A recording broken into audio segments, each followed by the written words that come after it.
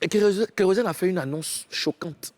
Karina. Mon cher, Kérosène a annoncé sur sa page que lui et puis Emma Dobré, la collaboration est finie jusqu'à nouvel ordre.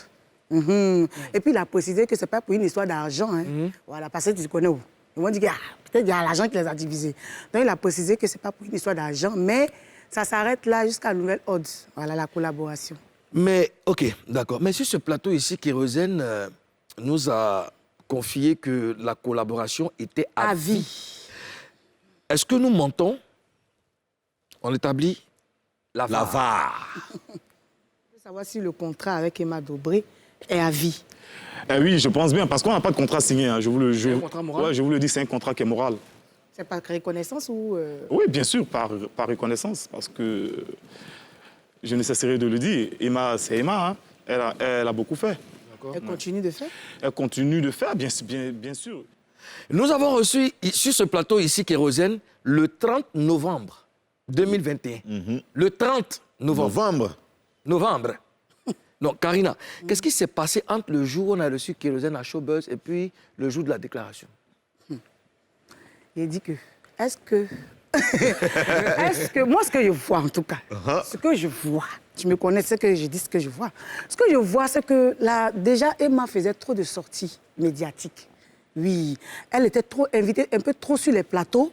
Et on avait l'impression que, avant, quand tu lui posais des questions sur Kérosène, elle essayait de camoufler. Elle essayait d'éviter les questions. Mais à un moment donné, on remarquait qu'elle confirmait une supposée relation. Elle n'avait plus de retenue. C'est-à-dire qu'elle disait ce qu'elle avait envie de dire. Et... Vous vous exprimez très bien. Oui, merci. Oui, c'est quand même la gouverneure. C'est bien, on y va. Allez-y. Donc, je crois que c'est ce qui n'a pas marché. C'est ce qui a... Voilà. Ozone? En fait, elle devenait gênante. Parce qu'elle avait commencé à se mettre beaucoup plus en avant. Elle était beaucoup plus... même dans ses publications sur les réseaux sociaux, elle a commencé depuis un certain temps à faire plus de publications sur elle-même que sur ses artistes. Et c'est sorti dans les médias. Comme Karina l'a dit, il y avait trop de sous-entendus, de relations amoureuses entre eux et forcément l'autre Kérosène qui était beaucoup plus qui répondait avec diplomatie quand on lui demandait, quand on lui posait des questions sur une relation. Mais elle, il y avait beaucoup d'émotions dans ses propos. Beaucoup de laisser aller. Oui, ça a dû gêner un peu on doit comprendre cette histoire parce que là, on parle de dépaporisation, on décortique et puis il est important de comprendre. Quand Kérosène dit que... dans sa publication, quand il a parlé de mettre stop, de mettre stop jusqu'à nouvel ordre, il veut dire quoi par là, pas jusqu'à nouvel ordre? Qu'est-ce que ça veut dire, jusqu'à nouvel ordre? Jusqu'à ce qu'ils prennent une nouvelle décision, jusqu'à ce que tout s'arrange. Oui. C'est temporaire. Oui. C'est temporaire, je pense bien. Jusqu'à il y a quelque nouvel chose qu'ils doivent régler vraiment sérieusement. Oui, mais ce que moi, ce que j'ai pas apprécié, voilà. On le dit le plus souvent, il y a des problèmes qu'on ne peut pas forcément régler sur les réseaux sociaux. Quand vous prenez un artiste de la trempe de Kérosène, qui est un artiste exemplaire, qui vit sa vie paisiblement, on ne peut pas venir faire un poste pareil qui entache forcément la personne qu'on est. Il y a matière à se poser des questions. Est-ce qu'il y a une idylle avec sa productrice? Est-ce que il aurait pu, je pense, à mon humble avis, il aurait pu régler le problème vraiment dans le bois sacré. Bon, puisque le problème se trouve sur les réseaux sociaux, donc nous, qu'est-ce qu'on fait? On récupère et puis on dépaporise. Parlons d'Emma Dobré. Oui. Parlons d'Emma Dobré. Moi, je pense qu'à un moment, comme Karina l'a dit, elle avait pris confiance et puis façon de parler, elle ne se contrôlait plus. Parce que avant, tu ne fais pas de sortie, on ne te voyait pas, tu étais dans l'ombre et tout ça. Et même quand tu parlais de Kérosène, vraiment, tu protégeais ton artiste. Ton silence protégeait ton artiste. Aujourd'hui, sur les plateaux de télé, même ici, on l'a reçu, on lui a demandé, on parlait de sa relation avec Kérosène. Elle disait qu'il n'y avait pas de limite. Mais c'est grave. C'est grave. Sur une autre chaîne de télé, elle a dit qu'elle produit Kérosène en haut, elle produit Kérosène en bas. C'est... Voilà. Il y avait un peu de laisser. Non, mais ça ne se fait pas. Ce que j'aimerais dire aussi, c'est que la promiscuité, parfois, peut ramener des... Vas-y, Copal. Oui, c'est ouf. Je dis que non, à force d'être trop proche... La quoi Non, ça va. À force d'être trop proche, des choses peuvent naître. Comme le disent les religieux, quand il y a 2 personnes dans une même pièce, la 3e personne, c'est le diable. Donc, il y a toujours... quand vous êtes toujours ensemble, des choses peuvent naître. Et puis, des choses peuvent naître chez la femme, c'est-à-dire chez Emma Dobré. Si Emma Dobré est tombée fan du Moro, de Kérosène, c'est femme. À un moment donné, elle va commencer à se lâcher. Alors que le gars, il a dit ici, il a sa femme, elle-même, elle a dit qu'il a sa femme. Donc, s'il y a des mots... Moi, quand je regarde, quand je lis entre les lignes, là, j'ai l'impression qu'il y a eu un mouvement et que Kérosène ne veut pas assumer.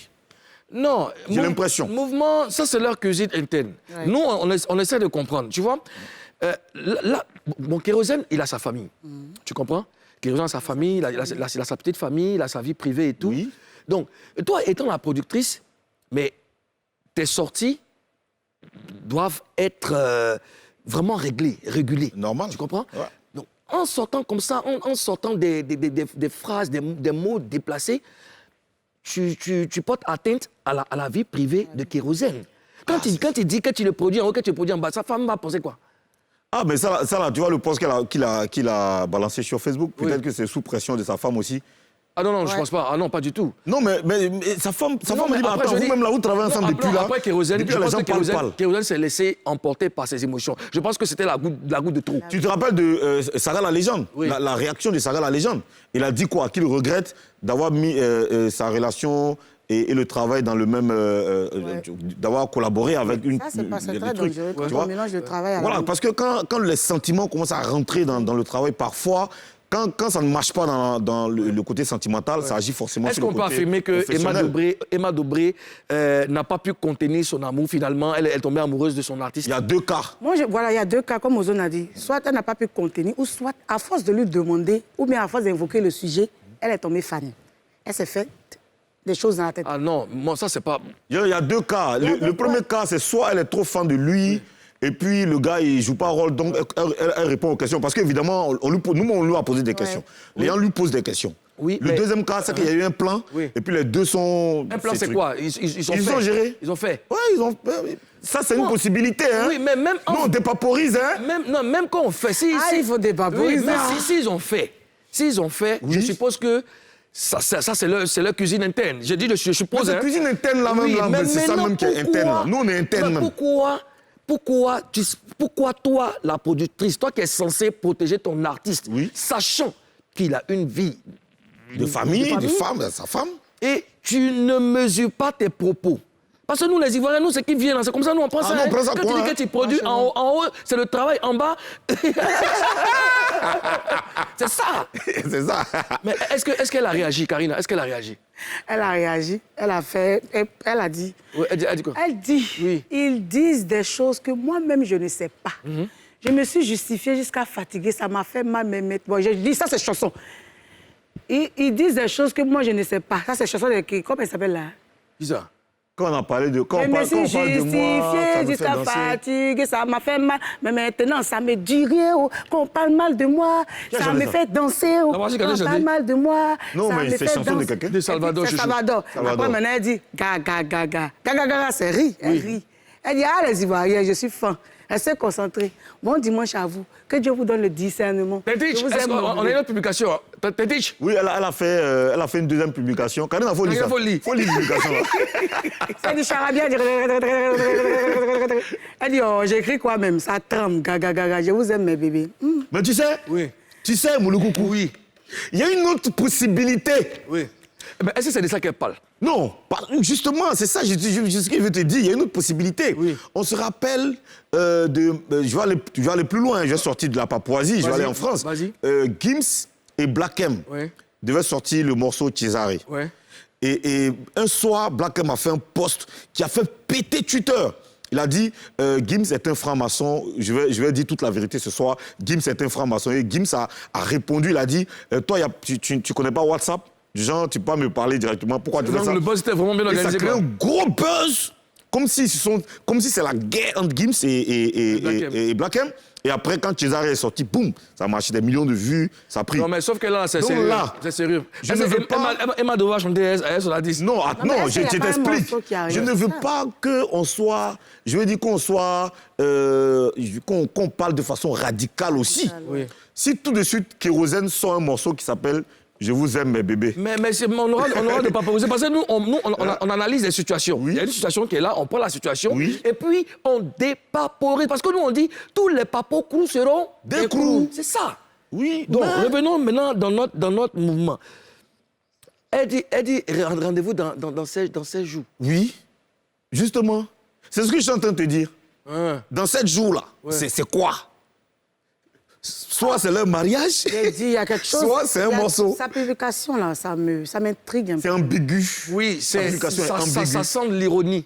Oui, ça ressemble à quelque chose du genre, ils veulent nous faire parler. Elle, on a l'impression que elle ne sait pas faire. Si c'est un buzz, elle n'arrive pas. Parce qu'il y a un message. Il y a un rendez-vous dans 7 jours. Il faut qu'on se dise qu'il y a quelque chose qui arrive. Voilà. C'est pourquoi. Dans une semaine, sinon, il y aura un truc. fait aussi. Oui. Mais il y a l'impression que ce que les Ivoiriens disent, ça l'arrange pas, le bien de montrer qu'il y a un truc en fait. Est-ce que les papous ont réagi? Est-ce qu'on a des commentaires pertinents? Edouard Douabou qui dit que c'est Saga la légende qui est heureux actuellement. Mais Saga va être heureux. La Bangal, il dit Ivo s'est marié. Il a dit que le 7 là, c'est leur mariage.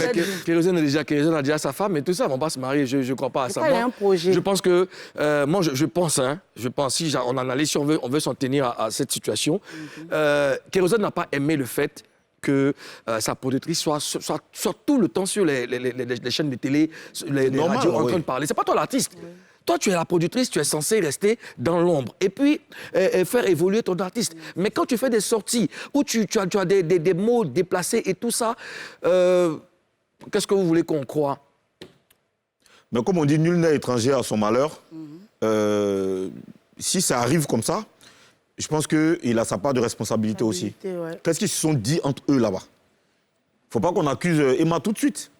Parce qu'elle a fait des contrats moraux. Elle a fait des contrats moraux. Il y a forcément quelque chose qui... C'est même pas professionnel d'ailleurs. C'est moral. Professionnel, ouais. Contrat moral. Je pense qu'on va passer à autre chose. On va laisser ce béret-là respirer. Mais on laisse sans laisser. C'est-à-dire, on a l'œil, puis on regarde ça partir un peu comme ça. Quand ça va péter, on va rattraper pour envoyer ça ici. Affaire à suivre.